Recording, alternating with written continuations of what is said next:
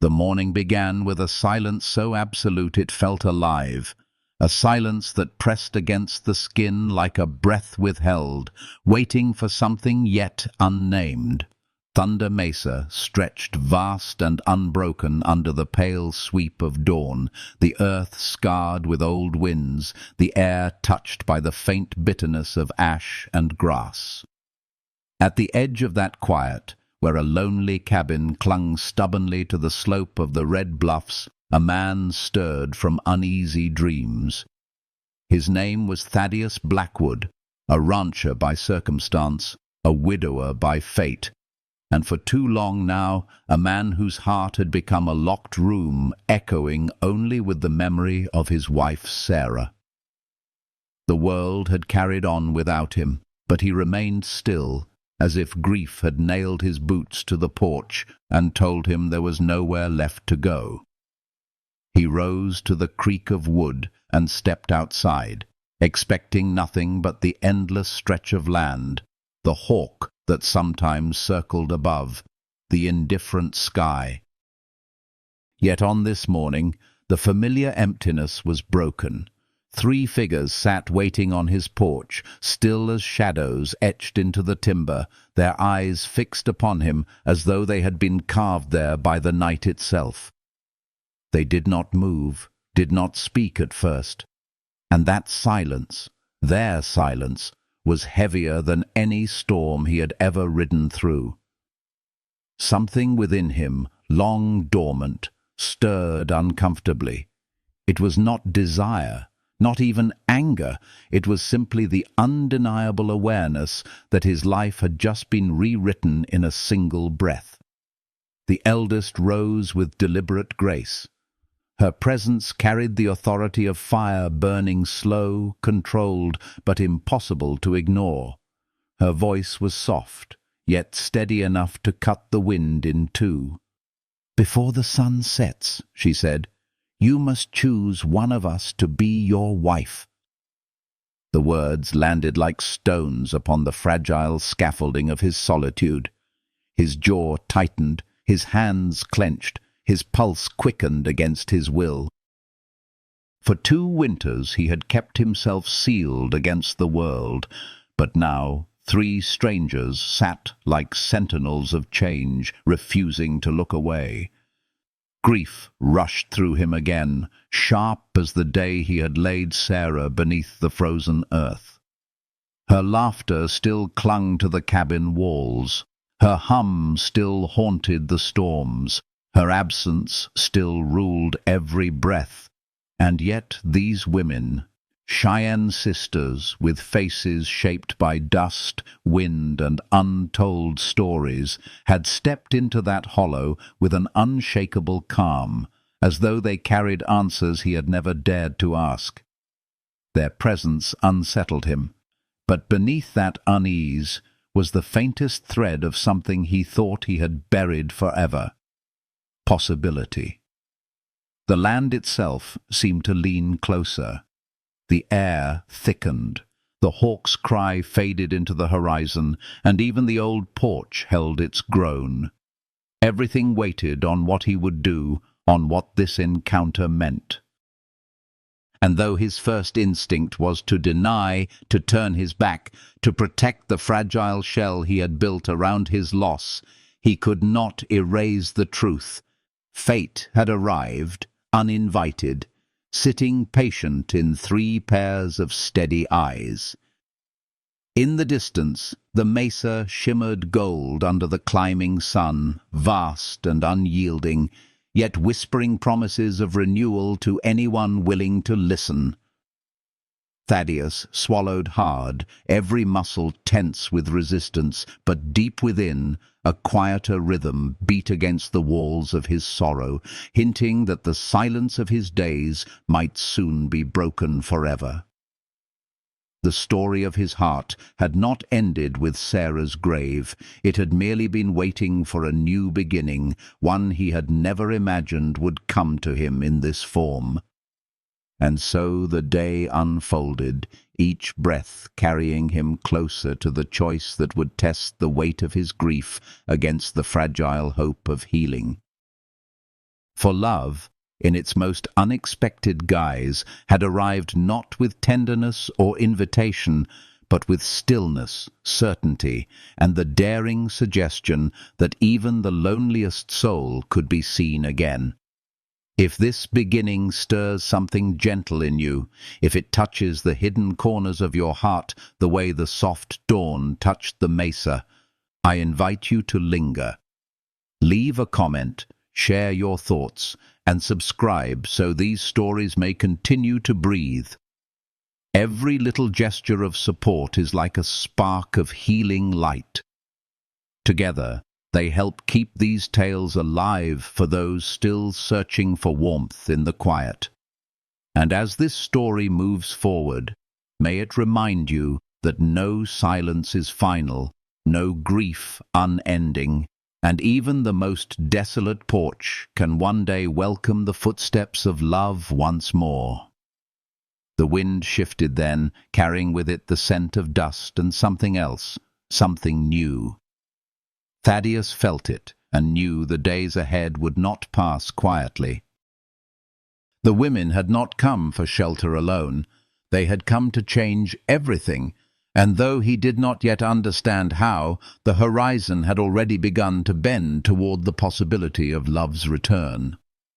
The sun climbed higher over Thunder Mesa, casting its pale fire across the valley until the earth glowed like embers. Thaddeus Blackwood stood rigid on the edge of his porch, every muscle taut, his gaze pinned on the three women who had anchored themselves before him. They did not fidget, did not whisper among themselves. They were statues of patience, unshaken by his silence, as if time itself bowed to their stillness. He told himself he would not engage, that this was madness carried to him by the wind, some tribal custom that did not belong to him. Yet every heartbeat he resisted only pulled him deeper into the gravity of their presence. The eldest, Ioka, bore herself with a quiet dignity that seemed carved from stone and sunlight. Her dark eyes held no plea, no softness meant to sway him, but rather the steady weight of someone who had weathered storms without breaking. Helena, the middle sister, had taken a place at the step, her fingers working with delicate precision as she drew a needle through the torn edge of an old shirt she had found on his porch. The way she mended the cloth was not intrusive, not performative. It was as if she whispered to the fabric, coaxing it back into wholeness. Tyen, the youngest, sharper in gaze and movement, crouched near the door, her hands busy with the squeaky hinge that had grated on Thaddeus's nerves for months. He watched against his will as she tapped a wedge into place, the wood settling with a sigh, the hinge swinging silent for the first time in years. Something broke open inside him then, small but undeniable. These women had not asked permission, yet they had begun to repair the pieces of his world he had abandoned to neglect. The shirt that had hung forgotten, the hinge he had cursed in silence, the silence itself, once suffocating, now threaded with the gentle scrape of needle, the rhythmic tap of iron, the hum of breath. Their presence filled the emptiness without asking to, and the cabin, his lonely fortress of grief, began to breathe again. He turned sharply, stalking toward the water trough beside the barn, as though distance could shield him from the quiet invasion. The pump groaned under his hand, cold water spilling over his face, but even its shock could not wash away the image of Ioka's steady eyes. He muttered to himself that he had said no, that he had no interest in marriage, no interest in strangers, no interest in being pulled back into the fragile dance of care and loss. And yet when he turned back, they were still there, not pleading, not leaving, simply remaining. The land carried his memories with a cruel tenderness. Every step across the dirt reminded him of Sarah, her humming as she swept the porch at dawn, her laughter chasing the storm winds, the softness of her hands planting squash that would overrun the garden. He had built walls of silence to preserve her ghost, believing solitude was a form of loyalty. But now 3 strangers had entered that shrine, not tearing it apart, but quietly placing light in its corners, as if to say her memory could coexist with the living. When Ayoka finally spoke again, her words slid into him like water seeping into dry earth. "You carry sorrow like a second skin," she said. "It is not our place to take it from you, only to remind you that you are not alone in it." He wanted to rage against her, to demand how she dared speak of what she could not know. But when he met her gaze, there was no pity there, no attempt to strip away his grief. Only recognition, as if she had walked with her own shadows long enough to see the weight in his. The hours unfolded with a rhythm he did not understand. By midday, the house was alive with motion he had not invited, the scrape of broom bristles across the floor, the faint bubbling of a kettle left to warm, the smooth swing of a door no longer screaming in protest. Tyen carried chopped wood into the cabin with steps quick and efficient, casting him a single sharp glance that spoke of appraisal more than judgment. Helena hung bundles of dried herbs near the hearth, her hands sure, her silence gentle. Ayoka stood outside facing east, her eyes fixed on the horizon as though she read the language of sky and mesa. Thaddeus tried to keep himself apart, sitting by the fire as dusk crept closer, yet he found his ears straining for the sound of their movements, his eyes catching on the small transformations shaping his world.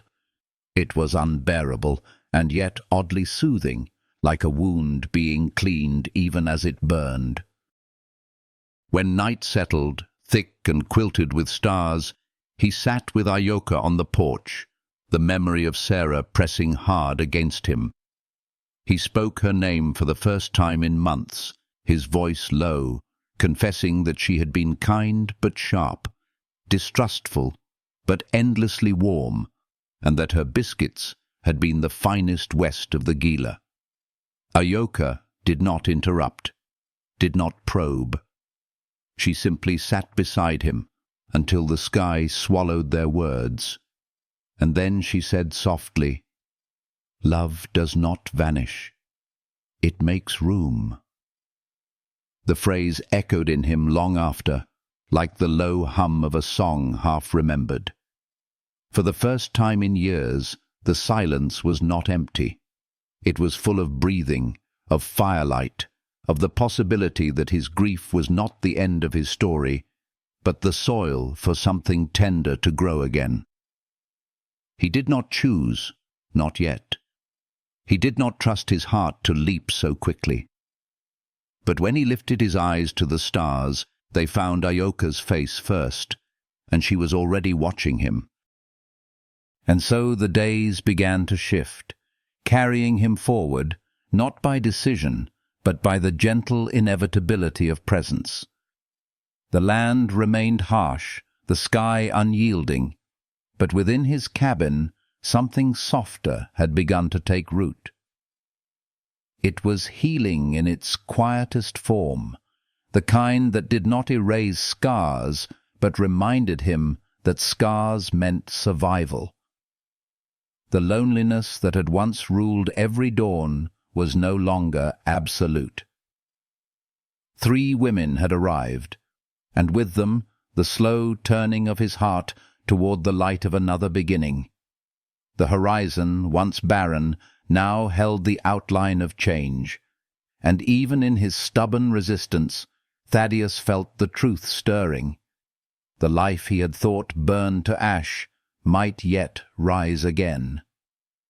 And as he turned toward the work of the coming day, he knew their story was only just beginning. unfolding like the first fragile leaves after a long winter. The rhythm of days began to weave itself differently, though Thaddeus resisted the truth of it. He had lived so long inside silence that every sound now struck him like a reminder of how empty his life had been. The cabin no longer echoed with hollow stillness. It carried the soft shuffle of footsteps, the scrape of wood being mended, the scent of herbs drying above the hearth. Where once he had eaten cold bread in shadows, now there was the faint warmth of broth simmering, the earthy fragrance of onions gathered by careful hands, the subtle creak of the gate swinging straight after Ayoka's hammer had found its mark. He told himself he did not need it. Yet when he walked outside at dawn, coffee steaming in his hand, he found Tyen crouched by the creek, her sleeves rolled, her boots dark with water. Stones glistened beneath her fingers as she stacked them in a deliberate curve. "What are you building?" he asked before he could stop himself. She lifted her gaze only long enough to answer. "A channel. This ground floods every spring. You lose what you could keep." Her words held no boast, no explanation meant to impress. She spoke as one who simply knew the land's memory, who could read it in the bent roots and silt stains. He said nothing, but when he looked at the earth where she pointed, he saw she was right. Later that day, he noticed his old saddlebag, long abandoned, sitting clean by the door. The leather gleamed, seams stitched firm with sinew thread. Helona stirred a clay bowl at the table, her hands moving slow and steady. "It was giving up," she said without looking at him. "You shouldn't let it." The words brushed against him like a hand on his chest, quiet but undeniable. He nodded, saying nothing, but his eyes lingered on the bag as if it carried more than dust now, perhaps memory, perhaps possibility. Ayoka was different. She never rushed, never sought attention. She moved with the patience of water, wearing stone smooth, tending to what others overlooked. One afternoon, he saw her kneeling by the corral gate, hammering until the latch sat flush. He stepped closer, unsettled by her certainty. "Some things are easier left broken," he said. She paused, eyes lifting to him, her tone unyielding but gentle. "Some things stay broken, whether we want them to or not. But gates are different. They let the wolves in." Her words slid past his defenses, lodging deep in places he had tried to ignore. Storm clouds gathered across the mesa one evening, rolling low and restless. He hurried toward the barn, expecting to face the work alone. But the women were already there. Tyen balancing on a ladder to reinforce a rafter, Helona shifting hay bales onto pallets, Ayoka coaxing horses into shelter with calm words in her own tongue. Thaddeus stood, momentarily stunned, as thunder cracked and rain fell in sheets. Inside the cabin later, their movements filled the space with warmth. Helena passing hot broth, Tyen feeding cedar into the fire, Ayoka sitting near the wall, listening to the rain as though it were a hymn. For the first time in years, the storm outside did not echo emptiness. It carried life within its noise, and he found himself whispering, almost against his will, "Sarah used to hum during storms." Helona stilled, her hand pausing on the clay bowl. "What song?" she asked softly. He shook his head. "I don't remember. Only the sound of it." Ayoka's voice entered the quiet, low and rhythmic, speaking words in Cheyenne that none of them translated. The syllables flowed like wind in pines, steady and grounding. Tyen's shoulders softened, Helena closed her eyes for a moment, and Thaddeus sat with his breath caught between grief and something like healing. The storm raged, but within the cabin something steadier settled. In the days that followed, the rhythm deepened. He spoke more than he intended. At first questions, then fragments of stories he had thought long buried. He told of the horse that once broke his ribs, of the roof collapse during a heavy snow, of Sarah planting too many squash, laughing when they overtook the garden. None of the women pressed him. None intruded. They listened, letting his words find their way out as naturally as the wind moving through the cottonwoods. One evening, as the last light bled into horizon, he sat on the porch with Ayoka. He spoke of Sarah again, not in sharp grief, but in memory softened by time. She was kind, he said, but sharp when it mattered. She didn't trust easy. She made the best biscuits west of the Gila. Ayoka listened, her silence more comforting than words. After a long pause, she said, "You still love her?" He nodded, unable to speak. She did not touch him, did not offer false comfort. She simply said, "That love doesn't vanish. It makes room." The words lingered between them like starlight, quiet but unshakable. He sat with her until the cold touched their sleeves, realizing that grief had not chained him. He had chained himself to it. For the first time, he felt the possibility that memory and hope could exist side by side. He did not yet understand what he was choosing, but he knew he was no longer alone. And so the days moved forward, each step drawing him closer to a truth he had resisted.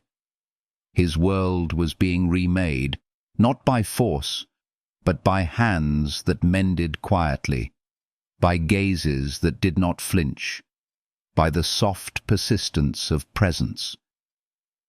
The land remained harsh, the threats beyond the ridge still real, yet inside his cabin a healing rhythm had taken root. The silence that once suffocated now carried breath, warmth, and the fragile promise of love returning. The horizon waited, heavy with both danger and possibility, and though Thaddeus could not yet name it, he felt in his bones that a storm greater than rain was coming, one that would demand everything he had learned to feel again.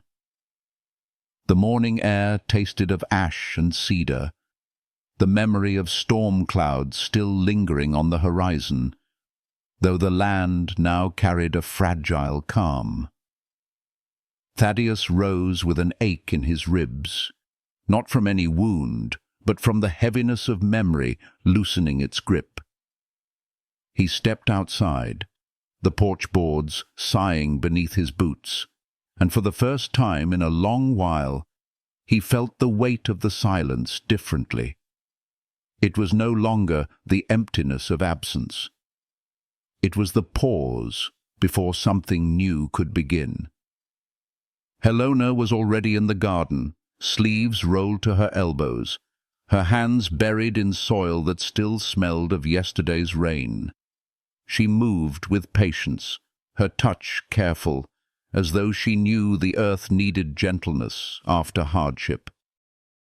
Beside the stable, Tyann hammered a beam into place, her strikes even and deliberate, her body taut with energy that seemed to pour itself into everything she touched. Ayoka stood just beyond the porch, her gaze fixed eastward, where the mesa kissed the sky, her braid catching the breeze, her stillness carrying the weight of quiet prayer. Thaddeus watched them with an ache that was both tender and unsettling. His home had shifted under his feet without him realizing it. These women, strangers once, now shaped the rhythm of his days, filling the hollow spaces Sarah had left, not by replacing her, but by breathing life into what had grown brittle. The cabin, the garden, the barn, each bore the mark of their hands, and his own heart, though he resisted naming it, began to beat in time with theirs. The memory of Sarah rose as he watched Ioka kneel with a sapling in her hands, its fragile roots bound with a strip of cloth.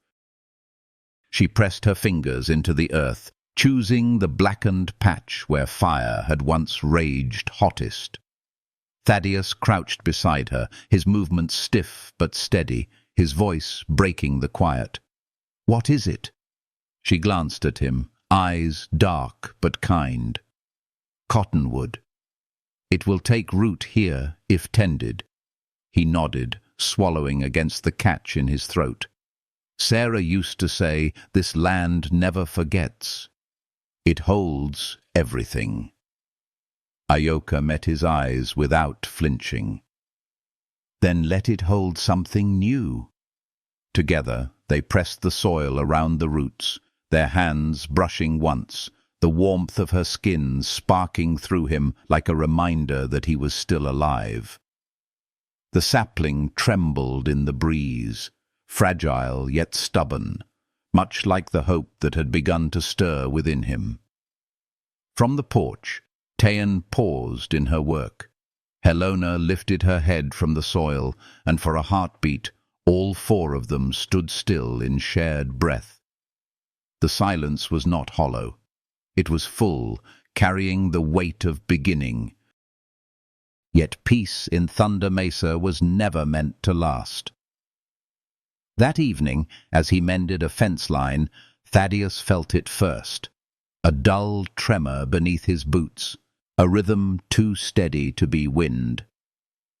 Hooves. 4 riders descending, their dust clouds rising like warning smoke. He straightened, jaw tight, his hand resting on the shotgun propped against the post. Barrett Crow led them, broad in the saddle, his dark coat flaring with each stride, the glint of a tin star catching the dying light. Behind him, his brothers rode with rifles strapped and eyes as cold as stone. They reined in at the edge of the yard, grins curling sharp as knives. Crow's gaze swept across the cabin, the garden replanted, the stable rebuilt. "Well now," he drawled, his voice slick with whiskey and malice, "seems this land's been fixed where it ought to stay broken." His eyes cut to the porch, to the 3 sisters standing shoulder to shoulder. "And what's this? Blackwood's found himself a whole trio of Cheyenne wives." "That's a bold prize, considering girls like that fetch good coin in Santa Fe." Tayan's gaze did not falter. Her voice rang clear. "We don't belong to anyone." Crow laughed, cruel and heavy. "You belong to whoever holds the rifle, sweetheart. That's the law of the frontier." Thaddeus's voice broke through, flat as steel. "That's your law, not mine." Crow stepped closer, boots stirring dust. "Do you really think you can keep them? Keep this land? No deed on record, no sheriff within 50 miles. Out here, only one rule. What you can defend is yours." Thaddeus raised the shotgun, steady in his hands. "Then I'll defend it." The laughter that followed was sharp and merciless, cutting into the stillness of dusk. Crow reached for his revolver, and the first shot tore through the quiet, splinters erupting from the porch post. The battle came fast, chaos splitting the air into fire and thunder. Thaddeus dove for cover, returning fire that caught one of Crow's men in the shoulder. Helona pressed herself against the wall, axe gripped in her hands. Tayan slipped out the back, crouching low, eyes sharp as flint. Ioka crawled to his side, her braid dragging through dust, her voice calm. "Ammo." Bullets ripped through wood, shattered lanterns, sent sparks scattering into night. Tyan flashed a mirror shard from behind hay bales, blinding one of the riders long enough for Helona's axe to sink into the beam beside his head, distraction buying Thaddeus time to fire. Another man fell, clutching his leg. Crow snarled, torch blazing in his hand. He hurled it at the stable, flames blooming bright and fast. Smoke blackened the sky. The barn groaned as fire devoured its walls. "No!" Thaddeus shouted, rushing forward even as pain tore across his ribs from a grazing shot. Buckets, shovels, canvas tarps, everything was thrown into the fight against flame. The sisters moved as one body, Helona ripping cloth into strips, Ioka dousing walls with water, Tyan climbing the beams to chop burning timbers loose before they spread. Crow cursed from the ridge, retreating with his men, his voice trailing like venom. "This ain't over, Blackwood. You're a dead man walking." But even as his threat faded into the distance, the women kept fighting, their bodies streaked with soot, their hands blackened with ash. Thaddeus sank by the trough, blood seeping through his shirt, but he could not take his eyes off them. They fought not as guests, not as strangers, but as if the land was already theirs, as if the cabin, the garden, the stable had become home. Ioka pressed cloth to his wound, her voice steady despite the smoke. "Stay still. You've lost enough." Helona knelt with herbs steeping in a tin mug, pressing the bitter liquid to his lips. "Drink. It calms the storm." Tyan called orders from above, her voice sharp but unyielding, directing water to the fence line before the fire could spread further. The night dragged heavy with smoke and ash, but by its end the barn still stood, charred yet unbroken, and the cabin still carried life within its walls. Thaddeus leaned against the porch post where Sarah had once sat, his breath shallow but steady, his chest burning not only with pain but with something quieter, something new. The women moved around him with soot-streaked faces and weary hands, yet they did not falter. They stayed, as if bound not by duty, but by choice. The porch creaked under their weight, and in that shared silence Thaddeus felt it, the fragile thread of healing binding them together. He was no longer a man guarding only his grief. He was part of something living, something worth defending, even if it cost him everything. Beyond the ridge, darkness promised Crow's return. But within the smoke-stained cabin, where firelight flickered against tired faces and a young cottonwood swayed gently in the night wind, the seed of love had already begun to grow.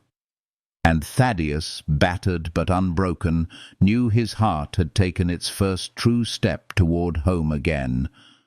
The night after the fire carried with it a strange quiet, not the hollow silence Thaddeus had known for years, but the exhausted stillness that follows survival. The ground outside was darkened with ash, beams charred and scattered, the barn standing though scarred. Smoke still clung to the air, curling upward in thin grey threads, as if the earth itself had exhaled after holding its breath too long. Thaddeus sat against the porch post, bandaged tight across his ribs, each breath reminding him of how close he had come to losing not just his land, but the fragile warmth that had taken root in it. Ioka remained near him, her knees drawn close, her gaze turned toward the stars breaking through thinning clouds. She did not speak at first, and he found that he did not need her to. Her presence alone steadied him, a quiet anchor pulling him back from the edges of despair. He watched her profile in the faint firelight, the strong line of her cheek, the braid that fell across her shoulder. It was not beauty in the soft sense that caught him, but something deeper, something made of endurance and grace.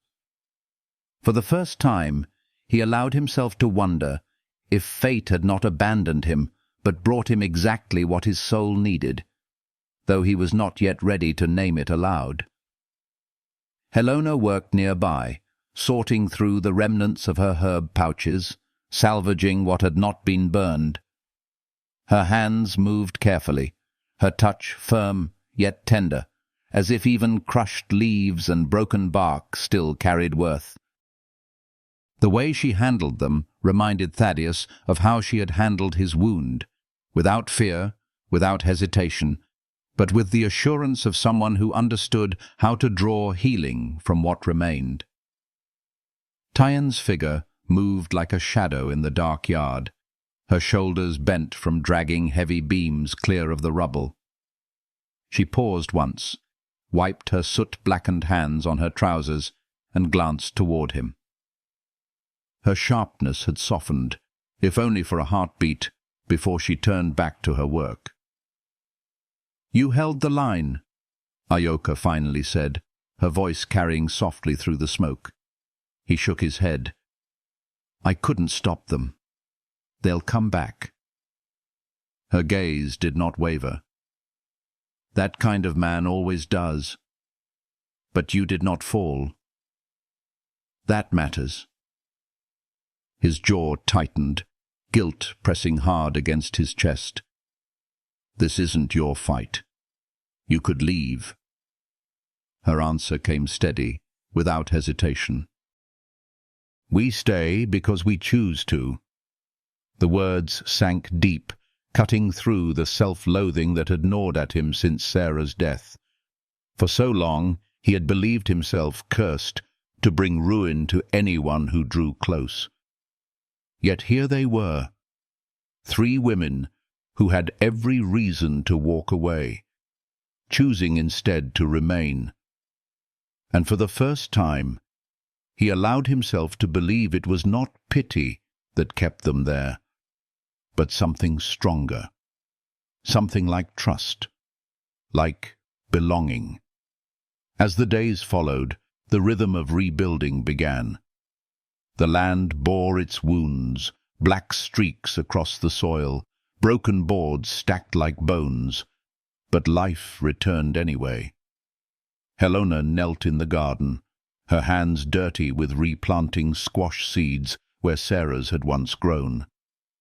Tyen climbed beams with a strip of charred canvas binding her hair, a mark of defiance against the fire's attempt to claim them, and Ayoka stepped into the yard carrying the small cottonwood sapling, her hands cradling it like a child of the earth.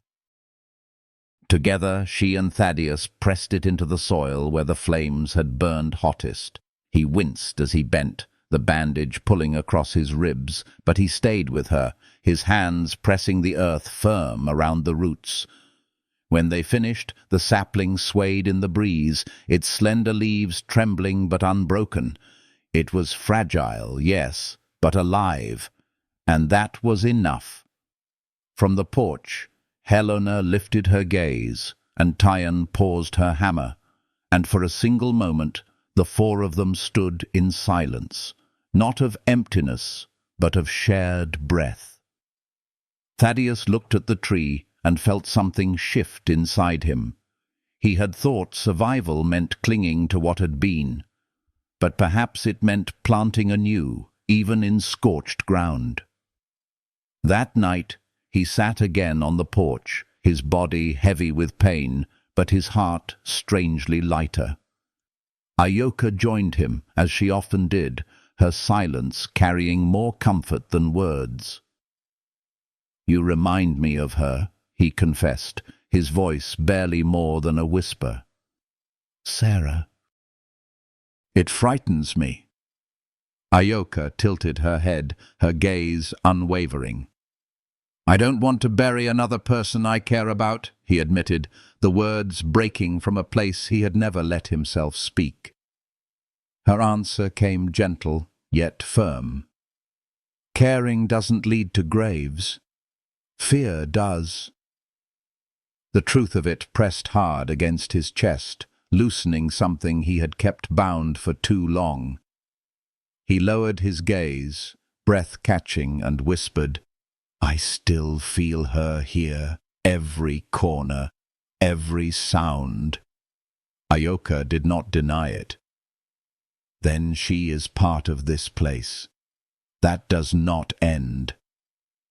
Her words held no attempt to erase Sarah, only to remind him that love was not a chain to the past, but a foundation for what might yet grow. The porch creaked beneath them, the night air cool, carrying with it the smell of smoke and damp earth.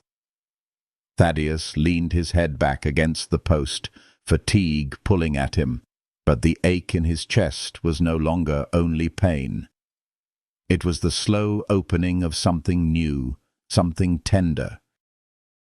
He closed his eyes and let it be. Morning came soft and muted, the mesa wrapped in smoke-tinged quiet. Ash clung to the grass like frost, and the birds flew low, as though paying respect to what had nearly been lost. Thaddeus stood beneath the sycamore, leaning on a stick pressed into the dirt. His ribs throbbed beneath the bandage, but his eyes swept across the land, seeing not just scars, but signs of survival.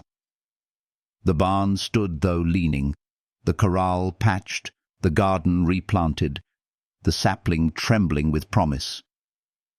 Helona worked in the soil. Tyen's hammer rang against the stable beam. Ayoka moved steady and sure, her presence binding them all. Thaddeus breathed deep, the air sharp in his lungs but cleansing. The land remembered its wounds, but so did it remember its strength. And as he watched the women move through his world with a sense of belonging that defied explanation, he felt his heart surrender to a truth he could no longer resist. He was no longer alone. The healing had already begun, and though Barrett Crow's shadow still loomed beyond the ridge, Thaddeus knew he would face whatever storm came, not as a man bound by grief, but as part of something living. The story of his solitude was ending, and in its place a new chapter was being written, one built with roots pressed into scorched earth, watered by resilience, and tended by hands that refused to let him fall back into silence.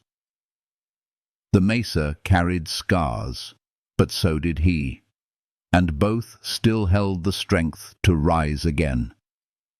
The days after the fire unfolded with a rhythm unlike anything Thaddeus had known before. Each sunrise seemed to carry the hush of reverence, as though even the land itself understood that survival had birthed a new beginning.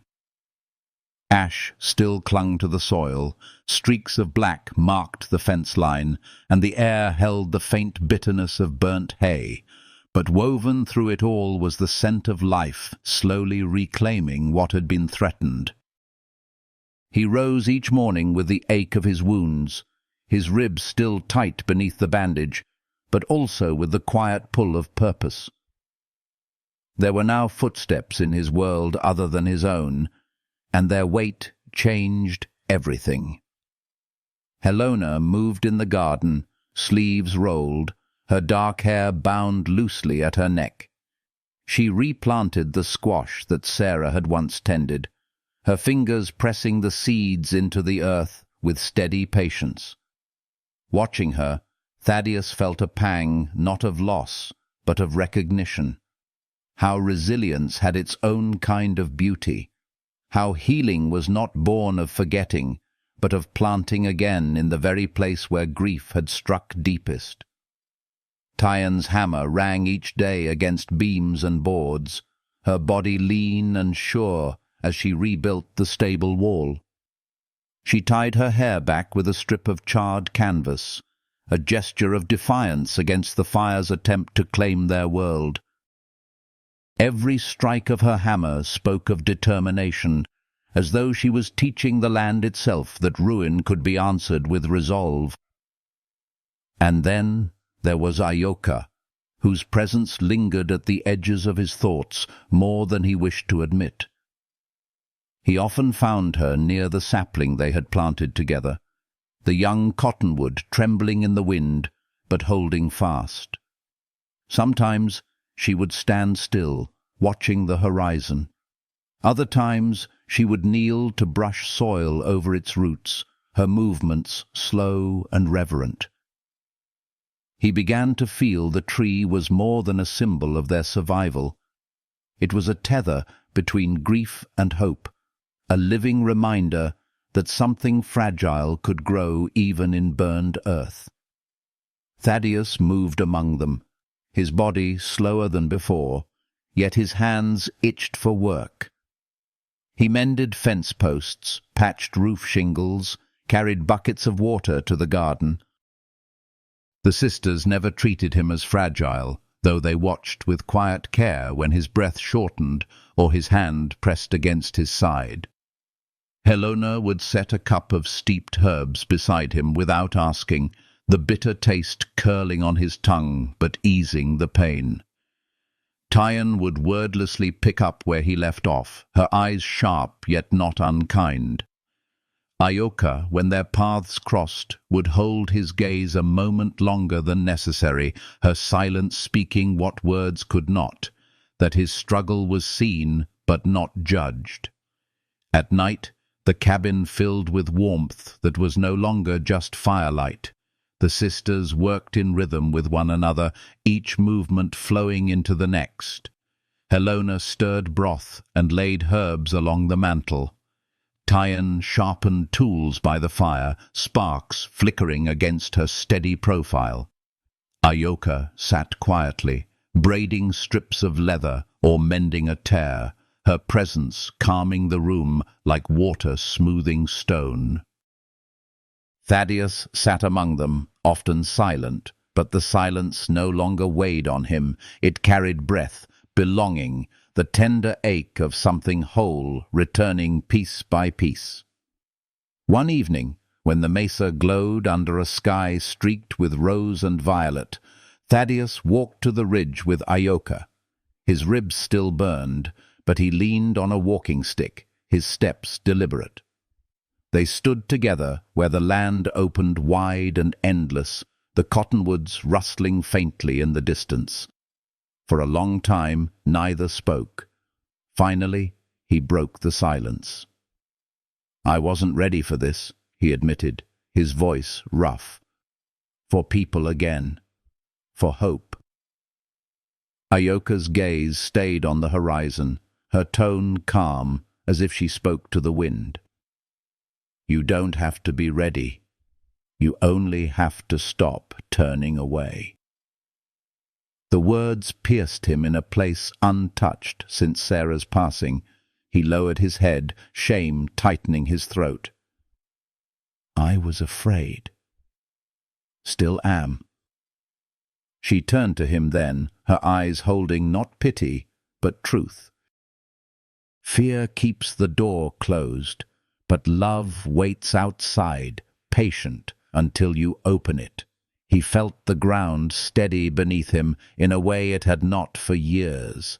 The grief was still there, sharp as ever, but her presence made it bearable, made it something he no longer carried alone. That night he dreamed of Sarah, not in the cruel, shattering way he once had, but in a vision softened by time. She stood in the garden, her hands brushing the leaves of squash plants, her smile faint but steady. When he woke, he did not feel hollow. Instead, he felt as though she had left him a gift, a blessing whispered into the marrow of his bones, that it was not betrayal to love again, but a continuation of what she had once taught him, that the heart was meant to grow, not wither. The following days carried the rhythm of renewal. He and Helena replanted rows of herbs, their laughter brief but unforced when the wind carried dust into their eyes. He lifted beams with Tyen, grunting with pain but refusing to step back, and she gave him a nod of acknowledgement that meant more than words. With Ayoka, he shared quiet mornings by the sapling, his hand brushing soil beside hers, his chest easing with the simple act of standing near her. Slowly, the scars of the fire became less of a wound and more of a story written into the land, a reminder of what had been overcome. The mesa still carried shadows. Barrett Crow would not vanish, and danger would come again. But in the soft weaving of days and the steady strength of 3 women who had chosen to stay, Thaddeus found himself changed. His heart, once sealed by grief, now cracked open, tender shoots of love reaching through. He did not know yet whom he would choose, or if such a choice even mattered, for what bound them together was deeper than tradition. It was survival. It was trust. It was the slow, healing warmth of belonging. And as dusk fell once more across Thunder Mesa, the cottonwood sapling swayed in the evening wind, its roots pressing deeper into the earth. Thaddeus stood beside it, hand against his healing ribs, and whispered into the quiet what he had not allowed himself to say for years. "I want to live again." The words carried into the dark like a vow, unseen but unbroken, and the land seemed to breathe with him. Beyond the ridge, storms gathered, but inside the cabin, a different kind of fire had already been lit, one that promised not destruction, but the tender blaze of love returning. The air carried the faint sweetness of spring grass, though ash still clung stubbornly to the soil. Thunder Mesa had begun to heal, scar by scar, and so had the man who walked its ridges with slower, steadier steps. Thaddeus moved with a stiffness that spoke of wounds not yet fully mended, but his eyes no longer held the emptiness of before. Each day the rhythm of life returned more surely. The creak of wagon wheels as repairs were made, the sound of Tyen's hammer echoing against wood, Helena's laughter low and soft when a seedling pushed its green shoot through the blackened ground, and Ayoka's voice murmuring to the horizon as if she carried a dialogue with the sky itself. In the quiet of evenings, the cabin pulsed with warmth. Once it had been a tomb, a place where memory clung so thick he could scarcely breathe, but now it hummed with presence. The hearth glowed with more than firelight.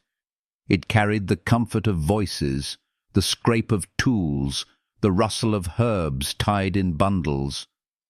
Helena brewed teas to soothe aching bones, her gentle insistence that healing must be tended like a garden, reminding Thaddeus that his pain was not a punishment, but a step toward renewal. Tyen carried herself like a storm contained in human form, sharp-eyed, commanding, yet her strength gave him comfort. He knew the roof above him stood because she willed it to, and Ayoka, always Ayoka, was the steady root among them, her silences saying more than words, her gaze holding his as though she could see every scar, yet did not flinch. One twilight, after the day's work had settled into hush, Thaddeus sat on the porch, his breath catching as the last streaks of sunlight bled into violet across the mesa. The cottonwood sapling swayed in the breeze, its young leaves trembling but alive. Ayoka joined him, sitting without asking, her hands folded in her lap. For a long time they watched the horizon. Finally he spoke, his voice low. I still feel her, Sarah, in every corner, every shadow. Ayoka did not turn her eyes from the sky. That means she is still here. Love does not vanish, Thaddeus. It roots itself, and when the time comes, it grows again. The words washed through him like water over dry earth.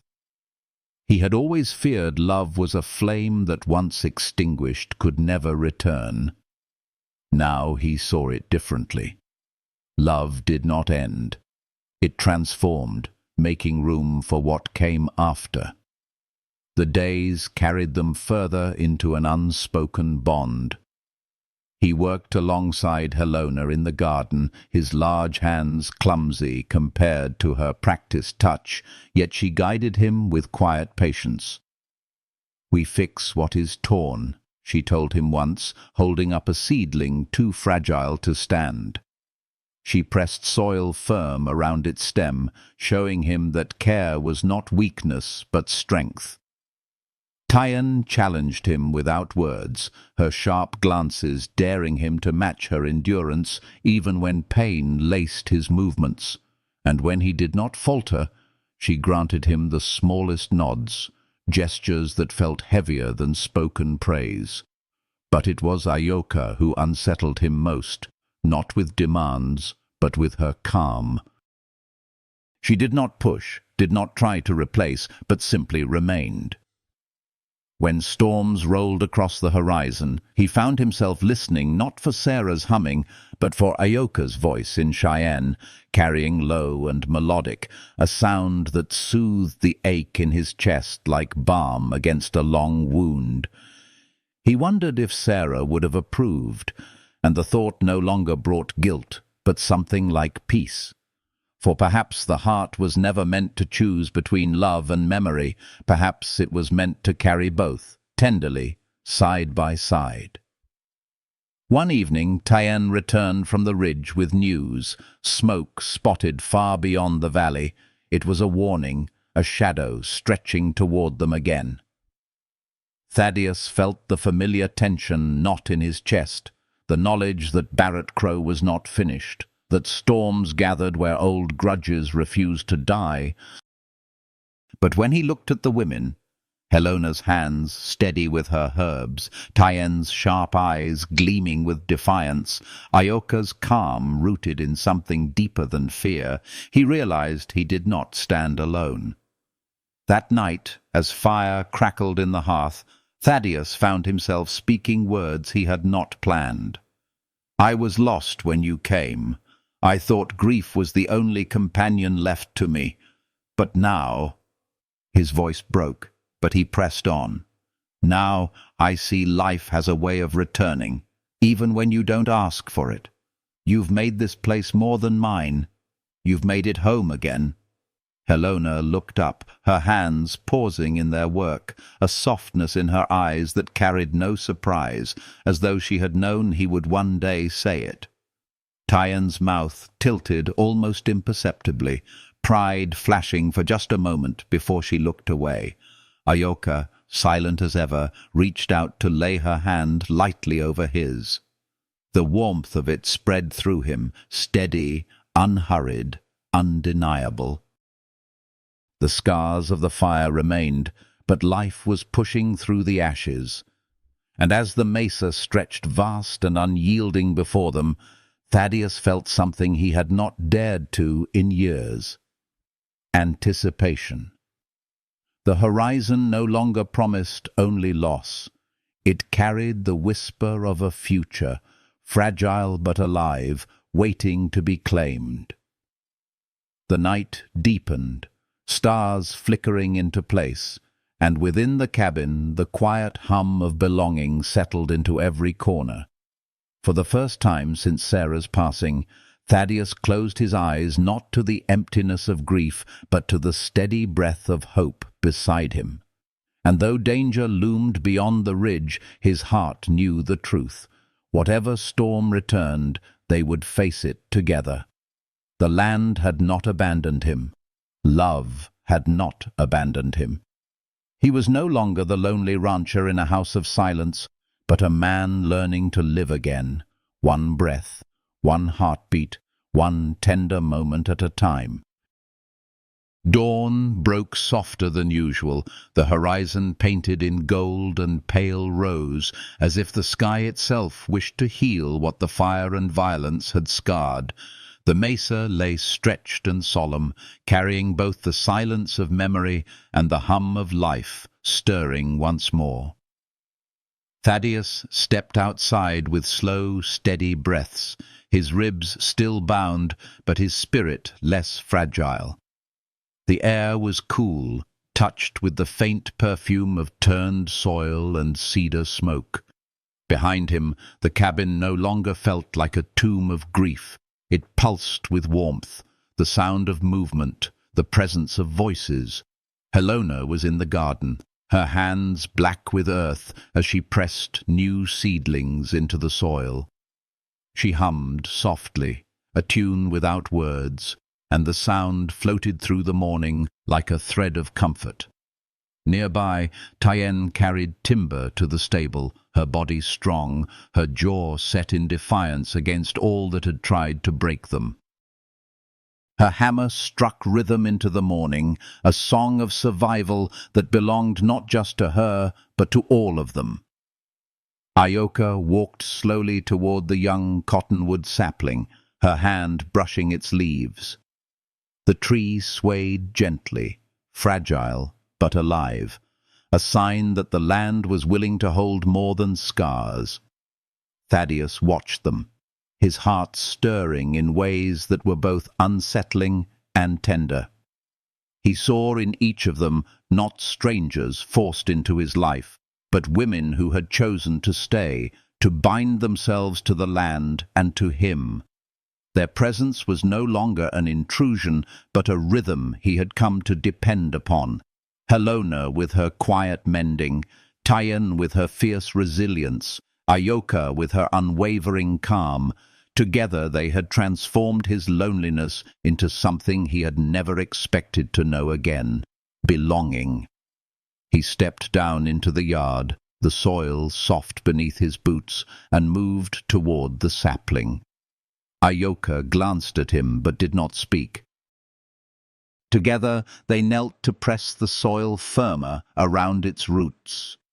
His large hand brushed against hers, and this time he did not pull away. The warmth of her touch spread through him like a quiet fire, healing in its steadiness. He felt Sarah's presence still, not as a chain, but as a blessing, her love lingering in every corner of the land. And now, beside it, something new grew. Love that did not erase the past, but made room for tomorrow. When the sun climbed higher, the four of them paused in their work, standing for a moment in silence. The mesa stretched wide and unyielding, but within that vastness a fragile peace had taken root. Thaddeus looked at the cabin, at the barn scarred but standing, at the garden replanted, and at the women who had turned his solitude into family. He realized then that survival was not the end of their story. Living, truly living, was. The scars of fire and gunpowder would remain, and Barrett Crow's shadow still lingered beyond the ridge. Yet even with danger near, Thaddeus no longer felt alone.